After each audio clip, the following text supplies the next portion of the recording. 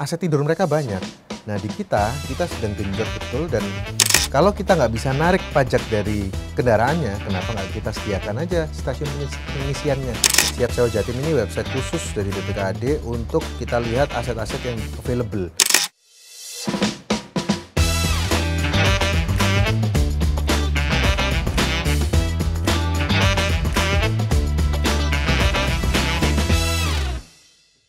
Halo Sobat JP Pods, jumpa lagi di program podcast bersama DPRD Provinsi Jawa Timur. Dan tentunya beragam informasi terkait isu Jawa Timur yang sudah banyak ditampung oleh DPRD Provinsi Jawa Timur ini banyak sekali soal masyarakat. Dan khususnya ini kita akan bahas siapakah tamu spesial yang hadir pada kesempatan hari ini. Langsung saja kita sapa anggota muda tapi senior, Bapak Pranaya Yuda dari fraksi Golkar. Salam semangat Bapak. Assalamualaikum warahmatullahi wabarakatuh. Waalaikumsalam. Semangat, jangan lupa bahagia. Selalu bahagia karena selalu tersenyum ya Pak ya. Pak, mohon izin, ini sebenarnya banyak sekali isu-isu soal Jawa Timur, khususnya kalau misalkan berhubungan dengan masyarakat. Nah ini seperti dengan tema yang kita bahas hari ini adalah optimalisasi pendapatan asli daerah. Kenapa ini? Ada apa dengan pendapatan asli daerah? Apakah tidak maksimal untuk hasilnya, kontribusinya, mana-mana nih, spot-spot mana aja yang mungkin akan dioptimalisasikan untuk peningkatan nantinya? Ya ini Mbak Faini, kalau saya melihat memang penerapan Undang-Undang 1 tahun 2022 tentang HKPD itu memang betul-betul berdampak signifikan ya ke PAD kita. Jadi PAD kita yang biasanya di angka 20 triliun, di angka 22 triliun, dengan adanya penerapan Undang-Undang 1 2022 yang berlaku efektif di bulan Januari 2025, maka proyeksi kita langsung jeglek hampir 5 triliun Mbak Faini. Nah, iya itu 5 triliun itu kan kalau kita bayangkan ditumpuk itu uang itu kan banyak sekali itu hilang dari PAD kita. Kalau untuk pembenahan infrastruktur mungkin juga cukup bisa membenahi apa? Sudah sangat berfungsi untuk macam-macam hal, sehingga inilah yang harus kita kita share bersama, kita diskusikan bareng apa yang kira-kira bisa kita lakukan untuk menutupi kehilangan itu, kira-kira gitu. Apa kira-kira, Lasir? Saya panggilnya Mas ya karena masih muda. Banyak hal sebetulnya Mbak Faini. Kalau kita lihat, yang pertama tentunya kita harus mengoptimalkan dulu apa-apa yang sudah kita punya dan masih kita punya. Jadi dari pajak kendaraan bermotor yang sharingnya turun sehingga hilang 5 triliun itu. Nah, sisanya itu gimana kita mengoptimalisasi itu dulu. Jadi mulai jemput bola ke wajib pajak, kemudian juga pendataan yang diperbaiki, perbaruan data supaya kita bisa mengajak wajib pajak yang tepat untuk membayar, kan gitu, tepat waktu juga bayarnya. Kemudian optimalisasi retribusi RJU, jasa usaha dan sebagainya itu yang harus kita optimalisasi lebih dulu sebelum kita ngomong ke inovasi. Nah, jadi yang sudah ada rutin selama ini kita maksimalkan, baru kita ngomong inovasi. Itu sih 2 langkah yang mestinya harus dilakukan. Tapi memang kontribusi penghasilan dari pajak kendaraan bermotor ini memang cukup tinggi ya Mas? Sangat tinggi, sekitar 70% kontribusinya. Di urutan pertama untuk kontribusi di PAD. Untuk urutan PAD kedua? Urutan kedua masih ada pendapatan retribusi, retribusi air permukaan tanah dan sebagainya itu banyak. Memungkinkan nggak di urutan yang kedua, ketiga ini bisa menutup seperti yang disebutkan Mas Yuda, menutup kehilangan? Bahasanya bisa dikatakan kehilangan atau hanya sekedar mampir ke daerah dulu baru balik ke sini? Kehilangan. Iya. Fix kehilangan Fix ya. Kehilangan. Bukan sekedar cuma muter gini, bukan ya. Bukan. Hilang. Karena rumusnya berubah Mbak Faini. Rumusnya kalau dulu itu kita terima langsung kita kurangi 30% untuk kabupaten kota. Kalau sekarang nggak dibalik proporsinya. Dan ada rumusan-rumusan tertentu berdasarkan plat nomor masing-masing. Sehingga hari ini bisa dikatakan kabupaten kota yang mengeluarkan nopol terbanyak yaitu PAD-nya paling tinggi dari sektor pajak kendaraan bermotor. Nah, kita ya berkurang jelas seperti itu. Bagaimana dengan daerah yang mungkin mengeluarkan minim nopolnya dikit? Iya, seperti Pacitan. Ya semakin kecil sama dengan kita nasibnya, semakin turun PAD-nya dari sektor kendaraan bermotor. Kemudian Madura, itu juga orang Madura hari ini plat nomornya kan dari mana-mana, bukan hanya M saja. justru mungkin banyak yang L atau mungkin nggak berplat, kita nggak tahu kan. Jadi apa namanya, banyak sekali apa ya, hal-hal yang akhirnya kita harus pikirkan ulang lah, strategi-strategi ulang. Mas Yud, apa sih yang mungkin paling signifikan atas dampak dari hilangnya PAD ini? 5T lumayan. Ya, dengan hilangnya potensi PAD ini, otomatis kita juga belanja program pasti akan berkurang. Itu yang pertama. Kemudian yang kedua, harus kita lihat juga dari pusat. Dari pusat ini pendapatan transfer, baik itu berupa DAU, kemudian bagi hasil dan sebagainya, itu tahun 2025 berdasarkan Inpres 1 2025 itu juga berkurang. Sehingga kita juga mengalami penurunan dari sektor transfer. Jadi pendapatan daerah secara total itu turun. Di samping PAD-nya juga turun. Nah, jadi ini kita hari ini memang harus betul-betul putar otak, terutama kita yang ada di Komisi C, untuk mengurusi pendapatan ini seperti apa. Nah, bagaimana kita menutupi yang 5T tadi yang dari PAD? Ada banyak hal. Yang pertama saya selalu sampaikan, kita akan meninjau UPT-UPT yang terkait dengan pajak kendaraan bermotor dan BBNKB. Sehingga kerja mereka ini juga harus kita pacu dengan berbagai inovasinya mereka, cara mereka pendekatan pada masyarakat untuk mengundang wajib pajak, kemudian bagaimana kita bisa membuat bayar pajak itu seperti tren di anak muda, misalkan begitu. Kita ubah mindset dengan mengajak selebgram-selebgram, influencer-influencer untuk mengajak anak-anak muda untuk bayar pajak. Kemudian juga bagaimana kita jemput bola ke pelosok-pelosok untuk motor-motor bodong yang selama ini itu kita kasih apa namanya dispensasi, ya kan, pemutihan denda segala macam itu supaya mereka mau untuk ngurus pajak. Nah, hal-hal seperti itu tuh penguatan yang sudah ada sebelum kita bicara inovasi. Kalau inovasi ada mungkin salah satu yang pernah saya sampaikan di apa namanya rapat kami dengan Bapenda adalah, kalau Mbak Faini tahu kantor-kantor Samsat Bapenda itu kan pasti di tempat-tempat strategis Mbak Faini ya. Hari ini kita harus mau akui bahwa tren kendaraan listrik itu sudah luar biasa naik dan saya perkirakan ke depan akan semakin tumbuh. Nah, dengan itu maka kantor-kantor instansi kita yang strategis termasuk Samsat itu harusnya sudah mulai memikirkan pembangunan SPKLU. Satu SPKLU itu sekitar kosnya 30 juta rupiah per unit. Sehingga kalau ada di tempat-tempat strategis seperti Samsat-Samsat itu, kita bisa parkir di situ yang pasti aman karena instansi pemerintah. Kemudian bisa sambil ngecas, dan ngecasnya ini kalau SPKLU kan beda. Kalau kita ngecas di rumah bisa 5 jam, kalau SPKLU sejam aja cukup. Nah, sehingga ini juga adalah salah satu pendapatan kita. Kemudian juga ada MBLB, mineral bukan logam, yang sekarang sudah mulai kita genjot. Itu juga udah mulai nyentuh angka 1T, Bapak ini.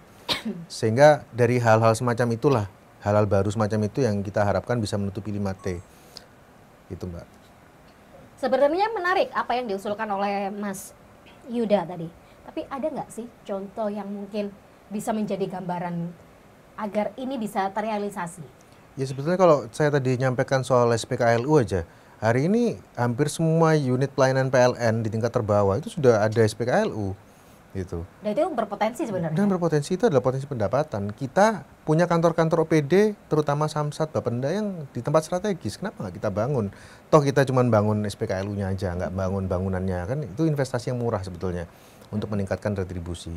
Kemudian ada satu sisi lagi yang juga perlu kita optimalisasi adalah dari barang milik daerah.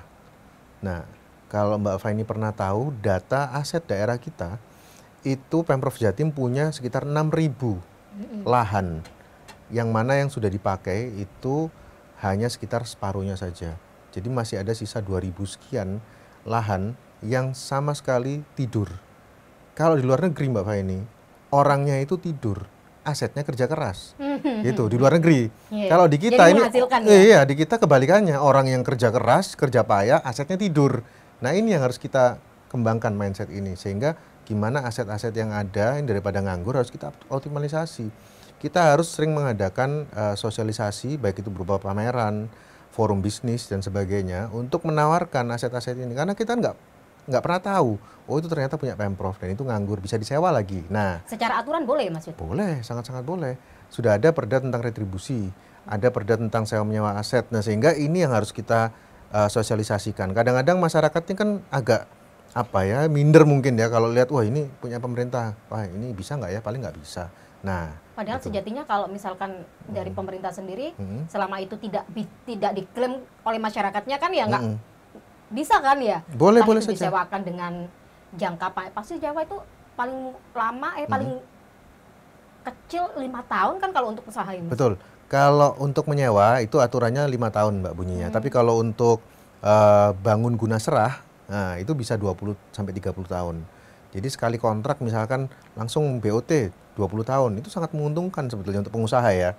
Apalagi aset-aset kita kan tersebar luas di Jawa Timur tuh ribuan. Nah, Semoga itu. ini bisa menjadi catatan juga ya, biar Ya. tidak banyak lagi tanah yang tidur. Ayo mulai dibangunkan Betul, dengan betul. kondisi ekonomi seperti ini ya, Mas Yudi. Iya. Ya harusnya, ya memang itu harus ada gebrakan-gebrakan. Mungkin dari Komisi C lebih genjot mendorong nih, Mas Yud. Harus, ya. Ini mungkin beberapa inovasi yang, tapi untuk saat ini, apa yang menjadi sorotan Komisi C mungkin? Adakah BUMD yang mungkin digenjot untuk membantu menutupi ini atau dinas-dinas? Tentu kalau dari sisi BUMD atau kekayaan yang dipisahkan bahasanya kalau di APBD itu kita setahun bisa mendapatkan tidak sampai 500 miliar Mbak Faini. Kita dapat 471 miliar per tahun untuk setoran PAD dari BUMD. Nah, apakah jumlah ini sudah optimal? Menurut saya belum. Di provinsi tetangga itu di tahun lalu mereka Tetangga realisasi yang sebelah mana? dengan komposisi BUMD yang hampir sama. Mereka punya perbankan, punya BPR, punya aneka usaha, properti dan seterusnya. Itu mereka bisa mendapatkan per tahunnya 621 miliar. Artinya dari 471 ke 621 miliar itu selisihnya lumayan. Nah, ini yang harus kita genjot. Minimal sama lah dengan provinsi tetangga. Masa kita kalah? Itu yang pertama. Kemudian yang kedua, tentunya dari BUMD yang sudah ada sekarang ini kita perlu pilah mana yang memang bisa kita pertahankan dan menghasilkan, mana lagi yang memang mau nggak mau harus kita buang. Nah, ini yang masih dalam pembahasan di Komisi C, Mbak Faini.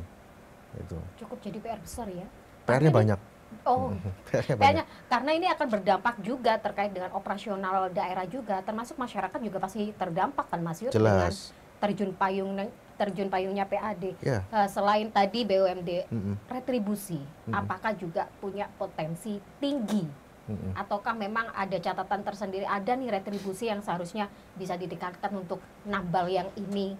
Jangan, kalau memang sudah aturan ini kan aturannya pusat ini kemarin ya soal pajak kendaraan ini. Kalau ini kan sudah nggak bisa, otomatis harus dari daerah sendiri. Retribusi ada nggak yang bisa memungkinkan? Ya setidaknya walaupun tidak sampai menambal semuanya, setidaknya separuh kan lumayan ya Mas Yudha. Ya betul. Tadi saya sudah nyampaikan tentang retribusi pajak MBLB, mineral bukan logam. Ada lagi yang perlu juga digenjot Mbak Faini itu dari sisi zona laut. Jadi kalau kita pernah mencermati Undang-Undang 23 2014 tentang pemerintahan daerah, zona laut kita provinsi itu 0 sampai 12 mil dari pantai. Nah, 12 mil itu adalah wilayah kekuasaan kita yang mana setiap usaha yang dilakukan di 0 sampai 12 itu wajib perizinan dan retribusinya masuk ke kas Provinsi Jawa Timur. Hari ini berdasarkan pendataan dan rapat kerja yang sudah kita lakukan, itu kalau misalnya dioptimalisasi pendapatan seluruh pesisir Jawa Timur, ada sekitar 22 kota kabupaten yang punya pesisir, 0 sampai 12 mil itu bisa menghasilkan sekitar 1 triliun per tahun. Nah, ini kan sudah 1/5 dari yang hilang. Mestinya ini bisa digenjot. Apa yang terjadi? Yang terjadi sampai dengan hari ini, pemerintah pusat belum mau melepas itu. Jadi hari ini masih pendapatannya itu rebutan, tanda kutip, antara pemerintah pusat dan kita. Nah, tapi ini yang apakah sedang kita bisa perjuangkan. mungkin ngelawan pusat bisa nggak sih Mas? Betul, sebetulnya kalau kita ngomong undang-undangnya jelas menyebutkan 0 sampai 12 mil. Itu sebetulnya. Hanya ini masalah ya goodwill aja, dan ini masalah perjuangan kita bersama lah. Saya pikir di balik ikhtiar itu pasti kan ada hasil ya, insya Allah. Nah, kita berjuang ke Kementerian KKP, juga ke Kementerian Keuangan. Nah, ini ya mudah-mudahan lah, mohon doanya Mbak Faini. Mudah-mudahan kalau ini bisa kita kita tarik ke provinsi sesuai dengan undang-undang, maka itu akan menjadi tambahan 1 triliun per tahun. Seharusnya bisa ya kalau mengacu pada undang-undang loh ini. Ya, hukum tertinggi.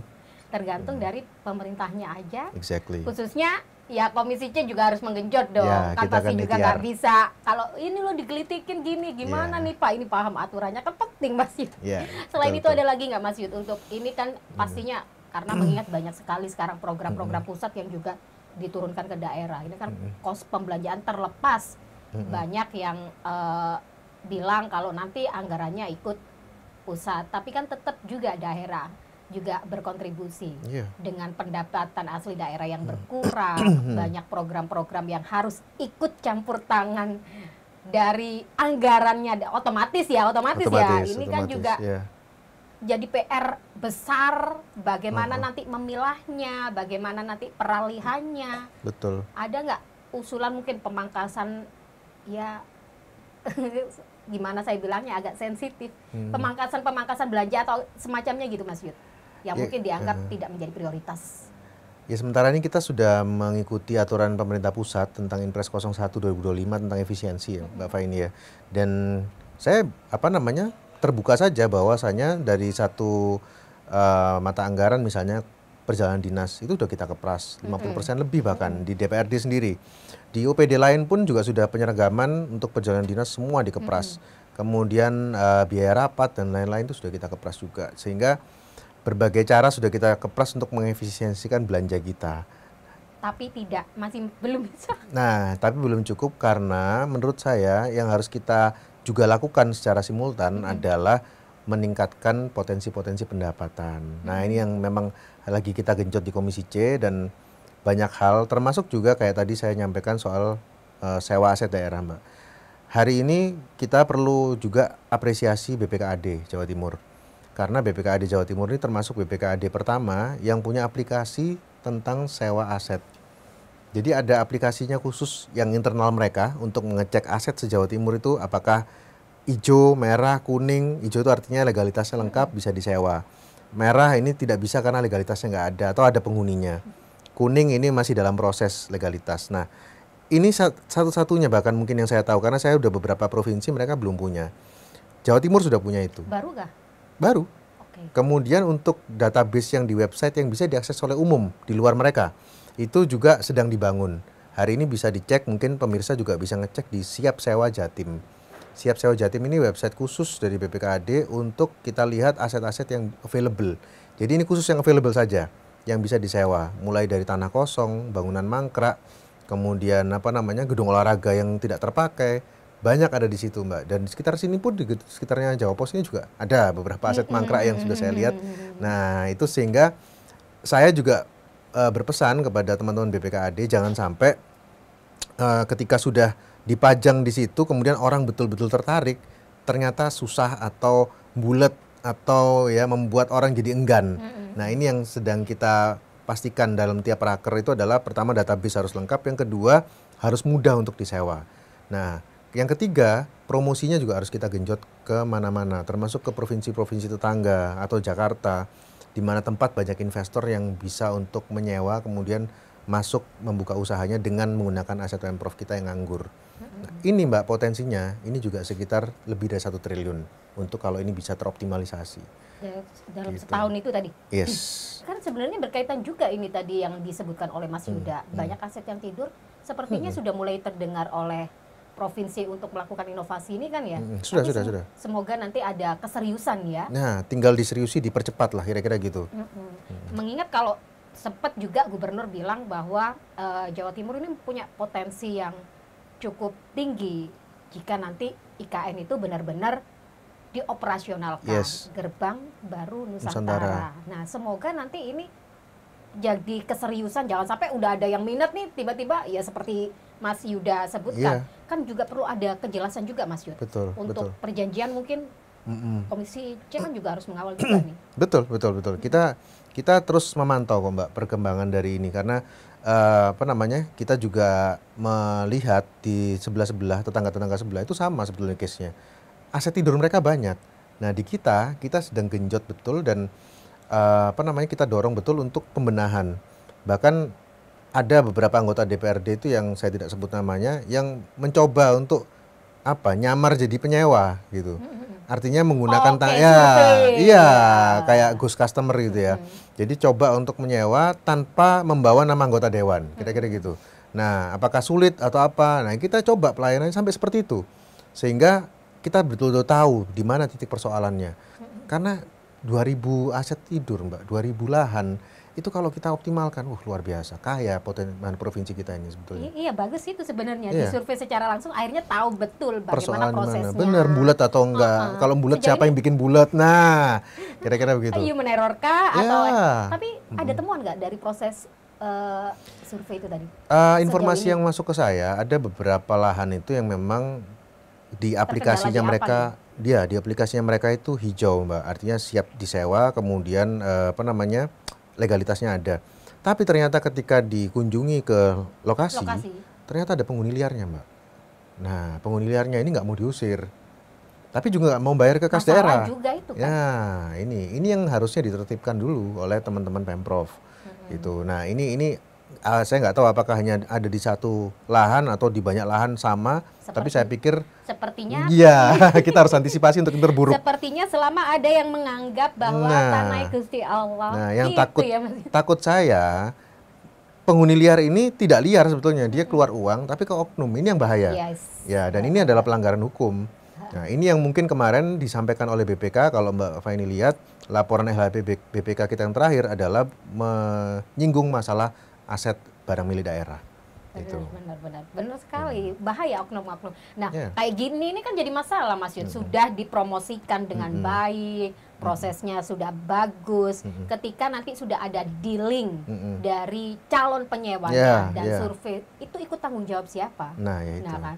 Jangan sampai tiba-tiba misal Mas Yuda sudah nyewa, loh aku nggak ngurusin itu, aku taunya sewa ini tanah kosong. Ini kan jadi masalah juga, bisa juga diputus juga nggak jadi. Ya kan Mas Yuda? Betul. Soal sewa, ini tadi Mas Yuda menyebutkan ada potensi kalau memang benar-benar serius dilakukan oleh pemerintah provinsi bisa menambah PAD sekitar ya Mas, ya, sekitar 1T. Nah, seperti yang dicontohkan Mas Yuda, ini juga berkaitan dengan daerah juga dong. Berarti provinsi harus sinergi dengan daerah menghadapi orang-orang seperti ini ketika nantinya ini benar-benar terrealisasi. Ini potensi Mas Yuda. Iya, betul.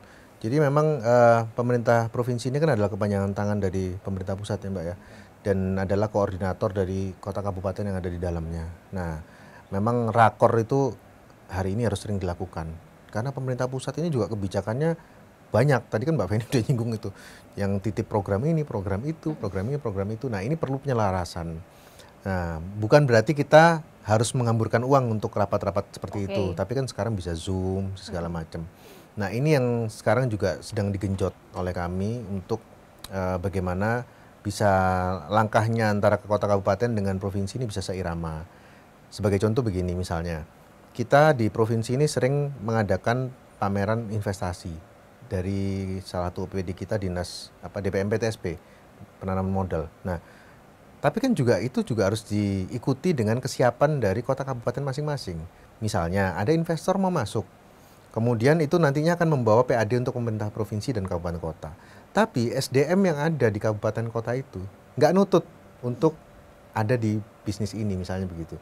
Nah, ini yang juga kita sinkronkan. Jadi kesiapan kota kabupaten untuk menerima bisnis baru, investasi baru, pemanfaatan lahan baru. Nah, ini yang sedang kita koordinasikan, Mbak. Jadi DPM PTSP Kota Kabupaten itu juga sering rakor dengan kami untuk menyergamkan atau menseiramakan langkah kita ini biar bisa bareng menjemput investasi, menjemput calon-calon kontributor PAD yang baru lah, kira-kira seperti itu. Iya, jangan sampai ada ego sektoral ini ego nanti. Sektoral, benar, ego sektoral. Oh, bukan tanggung jawab kita karena nanti hasilnya ikutnya ke provinsi, hasilnya ikut ke daerah, jadi angkat tangan. Nah, itu perlu Mas Yud ditumbuhkan, mengingat dengan kondisi perekonomian yang saat ini yang kita anggap ya sangat berpengaruh sekali, sangat pengaruh sekali, apalagi negara-negara seberang yang lagi rame, ini kan juga berdampak terhadap ekonomi juga ya. Pasti. Ada genjotan juga nggak Mas Yud? Ini memulai agar tidak lagi ego sektoral itu dilakukan, diprioritaskan untuk pertumbuhan Jawa Timur khususnya. Ya, kalau saya melihatnya begini Mbak Feni, kita kan ego sektoral itu memang normal ada. Normal ada. Hanya tinggal kita walaupun bagaimana dengan kondisi kita bilang semi krisis ya. Ya, betul. Nah, tapi saya menginginkan atau memandang idealnya adalah ketika Pemprov ini bisa menggandeng semua stakeholder. Salah satu contohnya adalah kami yang ada di DPRD Jawa Timur. Kita ini kan juga punya konstituen kita juga tentunya karena punya dapil, kita juga bisa mengakses kabupaten kota yang ada di dapil kami. Nah, sehingga dengan bisa bersinergi dengan kami, otomatis kami akan mensinergikan dengan dapil kami, baik rakyatnya maupun pemerintahnya. Nah, hal-hal seperti itu yang harusnya sering dilakukan oleh pemerintah Provinsi Jawa Timur. Dari sisi apapun, dari sisi calon investor, dari sisi pemanfaatan barang milik daerah, tadi kemudian retribusi MLBB semua. Yang penting sekarang adalah sering koordinasi aja gitu. Jadi kalau bahasanya pendahulu kami itu komunikasi. Gitu. Komunikasi. Iya, komunikasi. Ya, komunikasi. Jadi komunikasi. Ya itu. Jadi harus ada ya seperti itu supaya kita ini saling pengertian dan bisa seirama langkahnya, Mbak. Nanti untuk ini sudah ambekan ya. Proses pengawasan sendiri dari Komisi C sendiri dalam mendorong untuk Pemprov ini, pemerintah provinsi ini agar lebih bersemangat. Saya bilang bersemangat ya, lebih bersemangat, lebih berinovasi untuk bisa tetap menumbuhkan PAD agar tidak terlalu pengaruh dengan kemarin dari pajak sendiri. Jangan sampai lah nanti anggapannya enak kamu jagain dari hasil pajak kuto, yo OPD lain dong, harusnya yang bisa berpotensi juga bisa membantu dong. Jangan sampai gara-gara aturan pusat ya mungkin yang dari OPD lain ya lumayan lah kak rodok kak menggos gara-gara ada aturan pusat. Betul. Giliran kamu nih yang menggos OPD mana nih yang berpotensi nih Mas Yud? Selain tadi dari aset. Selain dari aset tadi juga udah saya sampaikan perikanan dan kelautan itu. Kemudian yang berikutnya Dinas ESDM, itu juga karena terkait dengan pertambangan, Mbak. Bagaimanapun kita ini juga pertambangan yang ada di Jawa Timur sebenarnya potensinya luar biasa. Tapi pertanyaan saya, apakah semua tambang-tambang yang ada, apapun jenisnya, apakah punya izin? Nah, itu ikutnya bukan ikut ke daerah masing-masing ini atau gimana, Mas? Menurut Undang-Undang 23/2014, ada tambang-tambang tertentu yang itu izin dan retribusinya di provinsi. Contohnya Galian C. Galian C itu jelas izinnya dan retribusinya itu ada di provinsi. Itu. Tadi saya katakan kelautan 0 sampai 12 mil. Lebih dari itu punya pusat sudah. Nah, jadi kita punya kaplingan sendiri sebetulnya. Tapi kaplingan kita ini sudah kita optimalkan apa belum? Ikut pusat tapi masalahnya sejauh ini sudah masuknya ke pusat. Nah, itu. Nah, ini tambang ini. Tadi kan sudah dijelaskan soal kelautan. Kalau tambang sendiri, ada nggak data tersendiri ini apakah benar-benar masuk ke provinsi atau juga mohon maaf masuk ke daerah atau ke pusat? Saya justru melihatnya begini, saya melihatnya dari jumlah tambang yang ada dengan izin yang sudah diterbitkan. Kita ngomong satu aja yang sudah pasti punya provinsi adalah Sirtu. Ya.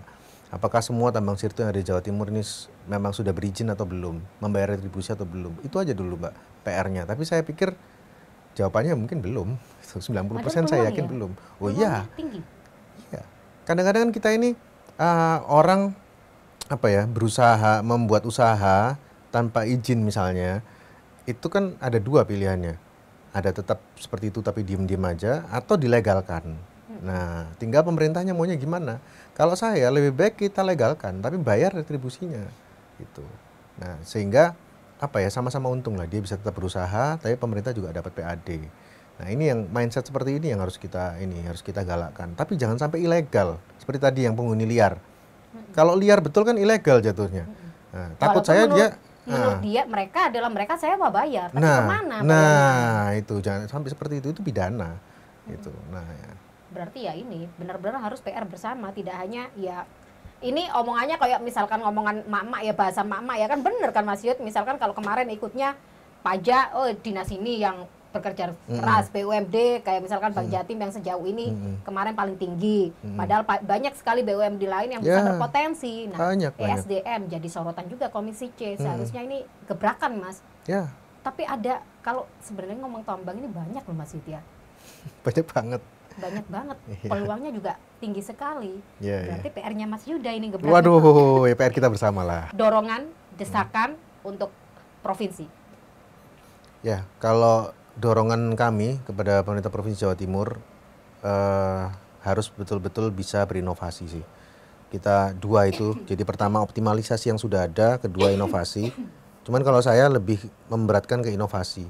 Karena hari ini kita terlalu menggantungkan hidup kita, tanda kutip, pada pajak kendaraan bermotor. Ini yang bahaya. Bener sekali. Ya itu tadi bebannya satu OPD betul. kan ya. Begitu ini jeglek 5 triliun, goyang ini Provinsi Jawa Timur.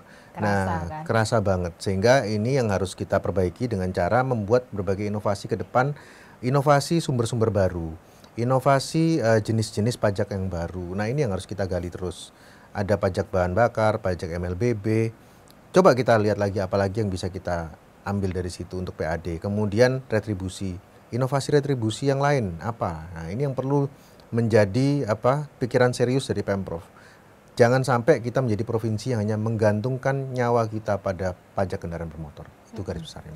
Tadi sempat disebutkan juga soal kendaraan listrik itu apakah juga membayar pajak atau gimana ya Mas? Kendaraan listrik itu memiliki subsidinya sendiri, kekhususan subsidi sendiri. Sehingga kalau kita nggak bisa narik pajak dari kendaraannya, kenapa nggak kita sediakan aja stasiun pengisiannya? Seperti yang Itu yang saya pikirkan. Karena kalau gitu. Lihat sekarang trennya menaik, ya kan? Oh jelas, saya juga pengguna kok. Oke. Karena pajaknya murah, setahun 300.000 Mbak, mobil Mbak. Iya benar. Iya. Berarti kalau misalkan selama ini, kalau kita ngomong masih fokusnya di pajak ya Mas, kalau kita ngomong fokusnya bergantung, hanya masih bergantung dengan pajak kendaraan, walaupun sudah ikut daerah ya kita menggunakan inovasi itu tadi ya yang disebutkan, walaupun ada subsidi tetap memungkinkan. Memungkinkan, sangat memungkinkan. Kenapa enggak? Jadi catatan ya ini ya. Jadi catatan. Lagi yang paling berpotensi itu tadi SDM juga ya Mas. Ya, perikanan kelautan itu inovasi-inovasi yang harus kita kejar sih Mbak, supaya kita nggak menggantungkan nyawa kita di pajak kendaraan bermotor. Yang paling terlihat tadi yang disebutkan Mas Yuda, ada dorongan juga nggak soal yang kelautan tadi? Ini kan juga perlu peran DPRD juga nih, karena pemerintah daerahnya nggak mungkin. Ya, selain pemerintah daerah tentunya eksekutif ya, dalam hal ini mungkin gubernur juga saran kami untuk aktif berkomunikasi dengan pemerintah pusat juga. Karena ini kan juga adalah nanti political will dari pemerintah pusat, khususnya kementerian terkait, bagaimana kerelaan mereka untuk betul-betul ini diserahkan pada provinsi sepenuhnya. Itu sih sebetulnya. Kan apapun kan palunya di pusat Mbak, gitu ya. Benar, makanya tadi saya sempat tanya, emang bisa kita masih upaya negosiasi ke pusat? Ya, kita upaya itu pasti harus Mbak, ikhtiar itu harus. Harus, iya kan selama itu ada tercatat dalam undang-undang jelas dan bisa. Itu undang-undang, tinggal goodwill-nya aja. Tinggal eksekutifnya aja, bagaimana mendorong dengan data yang sudah ada. Komunikasi. Bukan komunikasi beneran ya, ini komunikasi yang bagus. Insya Allah bisa ya, tetap nanti akan dikawal juga dari Komisi C. Siap. Oke, Mas, terakhir mungkin pesan untuk masyarakat terkait dengan kondisi ekonomi yang mungkin lagi tidak baik-baik saja. Jadi kalau kan masyarakat pasti wah ini kok aku oleh ini pengaruh ya kan. Ini ngomong masyarakat sekarang nih.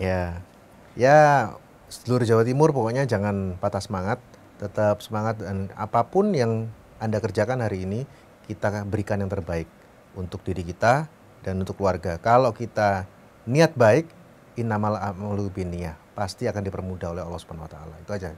Oke, kalau dari DPRD sendiri dalam waktu dekat langkahnya Komisi C, khususnya Mas Yuda.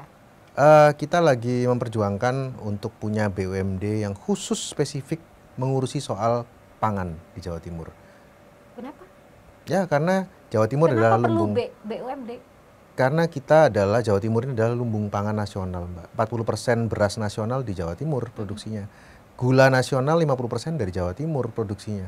Sehingga ini harus kita kelola dengan baik, kita manage dengan baik untuk menjadi suatu kedaulatan yang itu bisa menghasilkan positif impact kepada masyarakat kita.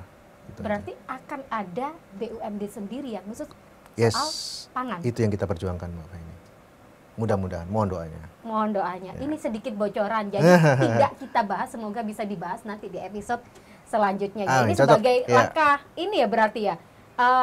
Program presiden kan swasembada pangan juga ya, menunjang ya. Jawa Timur banyak sekali sebenarnya.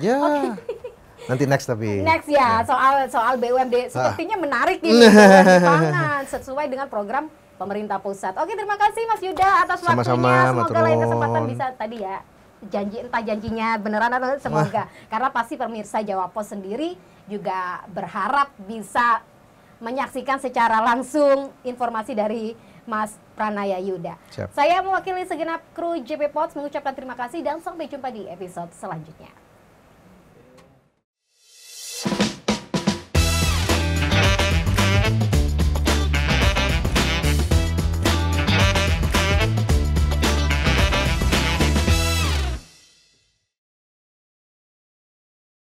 Dipersembahkan oleh